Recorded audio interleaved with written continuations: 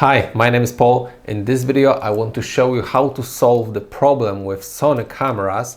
The guy behind me, he kind of made the video how to solve this problem, but I think I found a better way to do it, and I want to share it with you guys. So if you are not familiar with this problem, Sony, when you use the transmitter to control the flashlights, Sony forces us to have live preview off. If your exposure is underexposed, if your picture is underexposed, then you still see it correctly exposed. I don't know why Sony chosen this way to force us to do it. Maybe it should just allow us to have these settings on or off. I hope in newer cameras it will be available, because I see from the internet that I'm not the only person who sees problem with this. So my solution, long story short, I can block the pin of transmitter and it will disable this feature in Sony cameras. So the guy behind me also found the solution, and this solution is also very useful. I still have this solution used in my camera. I also customized one of the buttons. In my case, I used the C1 button, and in the menu I was able to assign the for this button I assigned the feature which is it's called, let me just check it, shot result preview. And when you press this button and you have your remote transmitter connected to your body, then it shows you the correct exposure, the real one which you are using, not the simulated one which Sony forces us to see, and it helps a lot. But if you are like me and you shoot a lot of interior photography and you just are annoyed because you have to press this button all the time to see the correct exposure, because in my case, and I think many other photographers do the same, when I'm deciding to shoot the photo, first thing I do is I choose the exposure which is correctly showing the highlights of the picture. For example, windows which are usually overexposed, I set the exposure to have my windows or the brightest parts of the image correctly exposed, or a bit overexposed but not blown.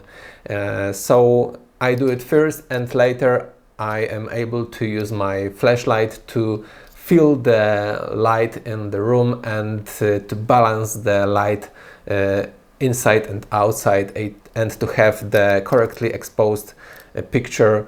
This style of photography is called flambient photography, which is the name is from flash and ambient light. So you mix the flash and ambient light, and if you are doing this kind of photography a lot, you will love this feature to have the shot result preview turned on all the time.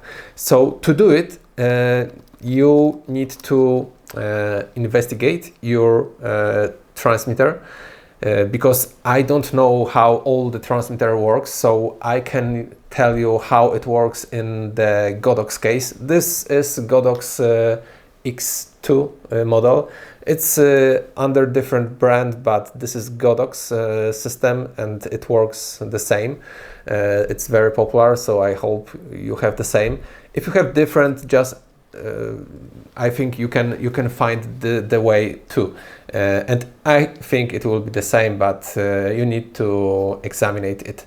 So I just first thing I did, I used just this black tape. I put this small part of black tape on the pins, and I was able to figure out which pin is making my camera switch to live preview off. I was trying different pins, and I found that in this case, in this model of transmitter, this is the first pin from the right side. I will show you this on the picture, so you will be sure that you are removing the correct one.